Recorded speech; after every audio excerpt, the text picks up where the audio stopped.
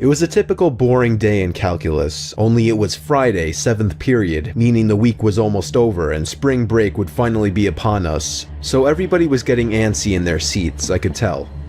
We didn't have a test that day like a lot of my friends did with their other teachers, so our teacher in the middle of class just decided to start playing games with us on Sporkle.com.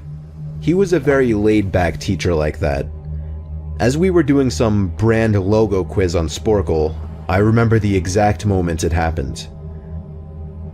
Right after my friend answered a question, I remember the exact answer too, Adidas. The dean's voice came through the loudspeaker. He sounded panicked and frantic as he told all the teachers this was not a drill and to go into lockdown. I actually got the chills and I got goosebumps on my arms as our usually laid-back teacher too seemed panicked as he ran to turn off the lights and ushered us to the back corner of the room. We all sat in silence for about 2 minutes, and then the usual buzzing that came from a panel in the back of the room ceased, indicating that the school must have cut all the power. We all looked at each other, realizing this must be serious. A few more minutes of waiting later, we heard a man screaming at the top of his lungs coming down the hallway. 2 girls in the class actually started crying, which made all of us even more scared. As the screaming got closer to the classroom, the lunatic-sounding man started banging on the lockers while screaming, "I'll kill all of you." It was at that moment that I started to fear for my life. My teacher shushed us as we all looked at each other to see our peers' reactions. The banging then moved from the lockers to our classroom door, and that's when one of the crying girls screamed no.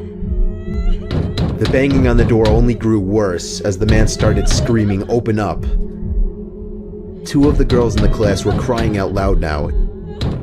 It felt like an eternity that man was pounding at the door, but eventually he finally continued down the hallway, screaming like a mentally insane person until we could not hear him anymore. I'd say 10 minutes later, though it felt like half an hour given the situation, the dean came back on the loudspeaker explaining the situation, which was surprising for him to do.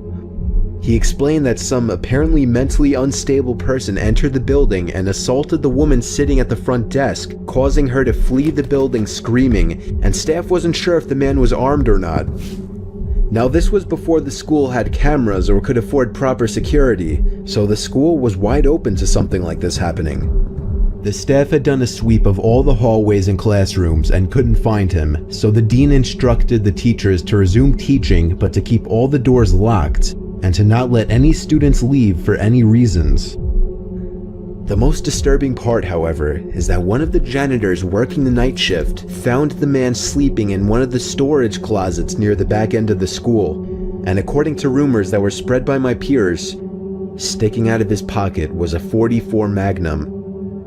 The janitor must have done something stupid to wake him up, for example, leaving the closet door open, because by the time a police officer could arrive on the scene, the man was gone.